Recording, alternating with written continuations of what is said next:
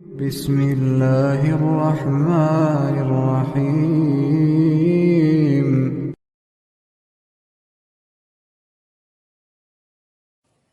ابو عبد الرحمن سیدنا عبداللہ بن مسعود رضی اللہ عنہ سے روایت ہے، وہ کہتے ہیں صادق مصدوق رسول اللہ صلی اللہ علیہ وسلم نے ہم سے بیان فرمایا، تم میں سے ہر ایک کی تخلیق یوں ہوتی ہے کہ وہ والدہ کے پیٹ میں 40 دن تک نطفے کی صورت میں، اس کے بعد اتنے ہی روز تک جمے ہوئے خون کی صورت میں، اور اس کے بعد اتنے ہی روز گوشت کے لوتھڑے کی صورت میں رہتا ہے۔ بعد ازاں اس کی طرف ایک فرشتہ بھیجا جاتا ہے، وہ آ کر اس میں روح پھونکتا ہے اور اسے اس پیدا ہونے والے کے متعلق 4 باتیں، رزق، عمر، عمل اور اس کے شقی یعنی بدبخت یا سعید یعنی نیک بخت ہونے کے متعلق لکھنے کا حکم دیا جاتا ہے۔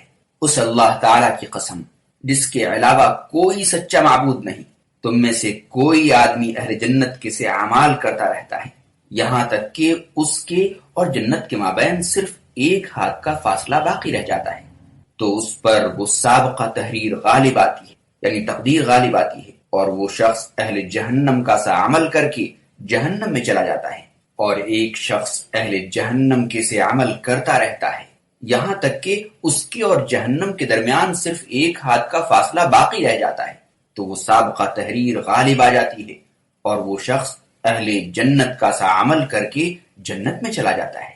صحیح بخاری حدیث نمبر 3208، صحیح مسلم حدیث نمبر 2643۔ اس پر تحریر غالب آ جاتی ہے، اس سے اللہ تعالیٰ کا علم یا لوح محفوظ میں لکھی ہوئی تحریر مراد ہے، یا وہ تحریر مراد ہے جو اس وقت لکھی گئی تھی جبکہ یہ اپنی والدہ یعنی ماں کے پیٹ میں تھا۔ اللہ سب کچھ جانتا ہے، لیکن اللہ ہمیشہ اپنے بندوں سے چاہتا ہے کہ وہ نیک عمل کرے، دنیا میں امن و امان کا باعث بنے، آخرت کے لیے عمل کرے، لیکن انسان مختلف وجوہات سے عمل کرتا ہے۔ بہت سے لوگ نماز پڑھتے ہیں، روزہ رکھتے ہیں، حج کرتے ہیں، زکوٰۃ ادا کرتے ہیں، لیکن معاملات میں برے ہوتے ہیں۔ کئی لوگ برے ہوتے ہیں، کئی بار نماز روزوں میں مشغول نہیں ہو پاتے، لیکن معاملات میں بہت اچھے ہوتے ہیں۔ اس طرح کی کئی وجوہات ہیں جس پر اللہ تبارک تعالیٰ ایسے لوگوں کے حق میں فیصلہ کرتا ہے کہ برائیوں کے باوجود اس کو نیکیوں کی توفیق دے دیتا ہے، اور جو بدبخت ہوتا ہے عملی زندگی میں، معاملات میں، اللہ اس کو جنت کے راستے سے ہٹا دیتا ہے، کیونکہ ایسا شخص جنت کے لائق ہوتا ہی نہیں ہے۔ یہی مفہوم ہے اس حدیث میں۔ آئیے تفصیل سے اس حدیث کو سمجھنے کی کوشش کرتے ہیں۔ حضرت صلی اللہ علیہ وسلم نے اس حدیث مبارکہ میں انسان کے تخلیقی مراحل، تقدیر اور آخرت کے انجام کے متعلق فرمایا ہے۔ انسانیت کی ابتدا ابو البشر حضرت آدم علیہ السلام سے ہوتی ہے۔ ان کے متعلق قرآن مجید میں واضح طور سے یہ بات بتا دی گئی ہے کہ ان کی تخلیق مٹی سے ہوئی، بعد میں حضرت حوا علیہ السلام کو پیدا کیا گیا، اور پھر اس جوڑے سے ان کی نسل اور اولاد پھلی پھولی۔ نبی کریم صلی اللہ علیہ وسلم کے اس فرمان سے معلوم ہوتا ہے کہ انسان کا مادہ تخلیق جسے نطفہ کہا جاتا ہے، وہ رحم مادر میں پہنچ کر 40 دن تک اسی کیفیت میں رہتا ہے اور اس کا خمیر تیار ہوتا رہتا ہے۔ اس کے بعد وہ دوسرے مراحل میں علقہ یعنی جامد خون کی شکل میں بدل جاتا ہے۔ اس کی کئی صورتیں ہو سکتی ہیں۔ یہ حالت بھی صرف 40 یوم تک، 40 دنوں تک باقی رہتی ہے۔ اس کے بعد وہ تیسرے مرحلے میں مضغہ یعنی گوشت کا لوتھڑا بن جاتا ہے۔ یہ حالت بھی 40 دن تک باقی رہتی ہے۔ اگر اللہ تعالیٰ چاہے تو انسان کو کن کہہ کر ایک لمحے میں بھی پیدا کر سکتا ہے، لیکن اس کی مشیت ہے کہ انسان کی تخلیق تدریجاً ہو۔ اس میں لاتعداد مصلحتیں اور حکمتیں ہیں۔ مثلا اگر بچہ رحم مادر میں یہ تمام مراحل یکدم طے کر لے تو ماں کے لیے اس کا برداشت کرنا مشکل ہی نہیں بلکہ ناممکن ہو جاتا۔ یہ مراحل ماں کے لیے سہولت کا باعث ہیں، اللہ تعالیٰ کی قدرت و کبریائی کا اظہار بھی ہے۔ انسان اگر اپنی تخلیق کے ان مراحل پر ذرا غور کرے تو غرور و تکبر سے باز رہے۔ قرآن مجید میں بار بار انسانوں کو اپنی حقیقت پر غور کرنے کی طرف توجہ دلائی گئی ہے۔ جو اللہ تعالیٰ بدبودار پانی کے قطرے سے انسان بنانے پر قادر ہے، تو مرنے اور مٹی ہو جانے کے بعد دوبارہ پیدا کرنا بھی اس کے لیے کوئی مشکل نہیں ہے۔ اس میں انسان کو یہ بھی سبق دیا گیا ہے کہ انہیں اپنے تمام معاملات کو اطمینان سے تدریجاً آرام آرام سے انجام دینا چاہیے۔ عجلت اور جلدی میں کوئی فائدہ نہیں۔ قدرت و طاقت کے باوجود اللہ تعالیٰ نے انسان کو دفتن پیدا نہیں کیا، زمین و آسمان 6 دنوں میں پیدا کیے، لہذا انسان کو بھی جلد بازی سے کام نہیں لینا چاہیے۔ ان کے علاوہ بھی اس میں لاتعداد مصلحتیں ہوں گی۔ اہل علم غور کر سکتے ہیں، 40 دن کے 3 مراحل مکمل ہونے کے بعد اس کی طرف سے ایک فرشتہ بھیجا جاتا ہے جو آ کر اس میں روح پھونکتا اور اس کے متعلق 4 امور لکھ دیتا ہے، 4 باتیں لکھ دیتا ہے: رزق، عمر، عمل اور انجام، یعنی بدبخت ہوگا یا سعید نیک ہوگا۔ یہ امور انسان کی تقدیر کہلاتے ہیں۔ احادیث سے معلوم ہوتا ہے کہ ہر انسان کی تقدیر زمین و آسمان کی تخلیق سے بھی بہت پہلے لوح محفوظ میں ثبت ہے۔ یہ لکھنا لوح محفوظ سے الگ ہے۔ لوح محفوظ تو پوری کائنات کے متعلق اللہ تعالیٰ کے علم کے موافق ہے، جبکہ اس تحریر کا تعلق صرف پیدا ہونے والے اس ایک فرد سے ہوتا ہے، یا اس سے مراد یہ ہے کہ اللہ تعالیٰ کے علم میں اس فرد کے متعلق جو کچھ ہوتا ہے فرشتوں پر اس کا اظہار کر دیا جاتا ہے۔ تقدیر کے مسئلے میں اکثر لوگ پریشان ہو جاتے ہیں کہ ہمارے نیک و بد ہونے اور جنتی یا جہنمی ہونے کا فیصلہ پہلے ہی طے ہو چکا ہے، تو اب عمل کرنے کا کیا فائدہ، ضرورت کیا ہے؟ یہ سب تقدیر سے لا علمی کی بنا پر ہے۔ تقدیر محض اللہ تعالیٰ کے علم کا نام ہے۔ اللہ تعالیٰ اپنے کامل علم کی روشنی میں ہر انسان کے بارے میں پہلے سے جانتا ہے کہ یہ شخص کس قسم کے عمل کرے گا اور اس کا انجام کیا ہوگا۔ اس میں جبر نام کی کوئی چیز نہیں۔ یہی وجہ ہے کہ عمل کرنے میں انسان کو مکمل طور پر اختیار دیا گیا ہے۔ اگر اختیار نہ ہوتا تو ہم کسی روبوٹ کی طرح ہوتے۔ اگر معمولی ٹیچر اپنے بچوں کے بارے میں جان لیتا ہے کہ کون پاس ہونے والا ہے، کون فیل ہونے والا ہے، تو وہ رب جس نے پیدا کیا ہے، جو دنیا آخرت کی ہر چیز کو جانتا ہے، جو ہو چکا ہے، جو ہونے والا ہے، سب کو جانتا ہے، اگر وہ یہ بات جانتا ہے اور اس کا اظہار کرتا ہے کہ میں یہ جانتا ہوں، تو اس میں کیا قباحت ہے؟ اس کو بنیاد بنا کر اپنے نیک اعمال سے کوتاہی، یہ کتنی بڑی نادانی ہے۔ یہی وجہ ہے کہ اللہ بندوں کو اختیار دیتا ہے کہ وہ جو راہ چاہے اختیار کرے، اس کی اپنی مرضی ہے۔ ایک دفعہ صحابہ کرام نے یہی سوال نبی کریم صلی اللہ علیہ وسلم سے کیا تھا۔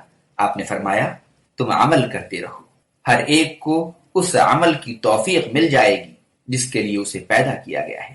ایک اور حدیث میں ہے کہ اللہ اپنے بندوں کی امید کے ساتھ ہوتا ہے۔ اگر ہماری امید درست ہوگی تو انشاءاللہ اللہ ہمیں نیکوکاروں میں شامل کرے گا۔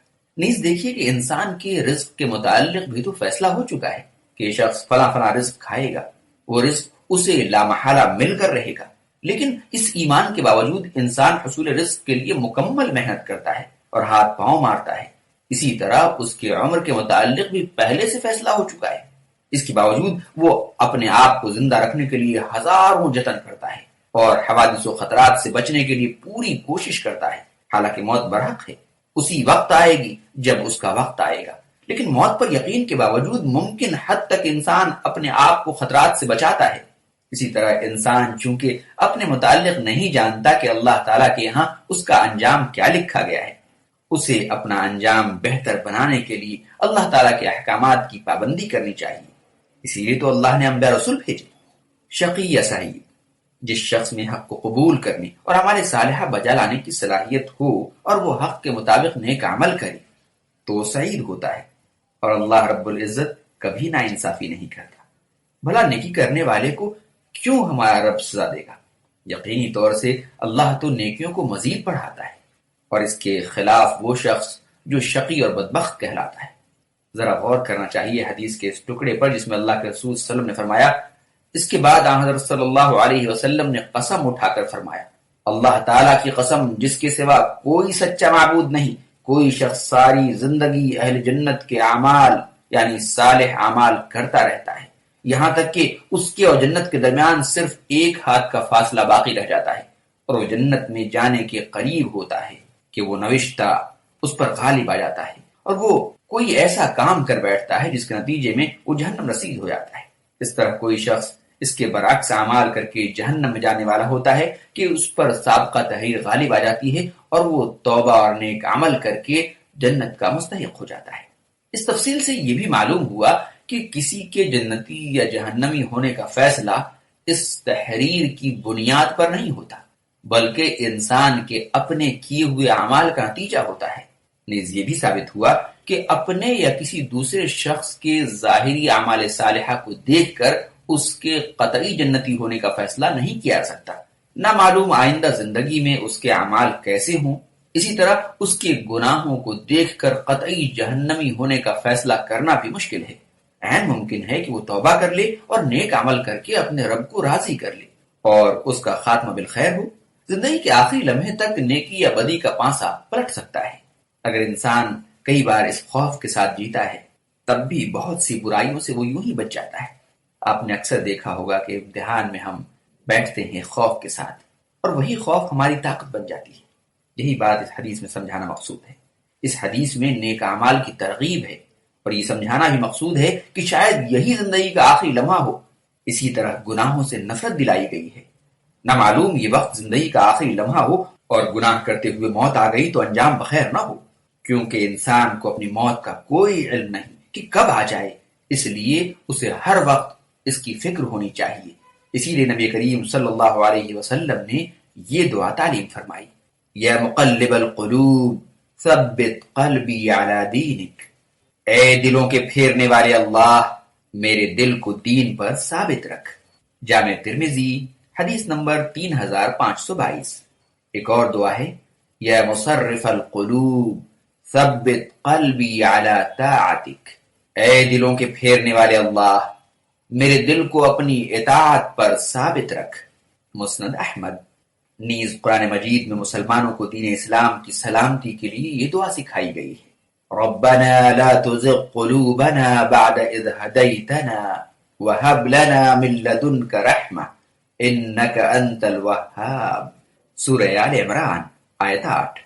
اے ہمارے رب، جب تو نے ہمیں ہدایت سے سرفراز کیا تو اس کے بعد ہمارے دلوں کو ہدایت سے نہ موڑ اور ہمیں اپنی رحمتوں سے نواز، بے شک تو بے حد و حساب عطا فرمانے والا ہے۔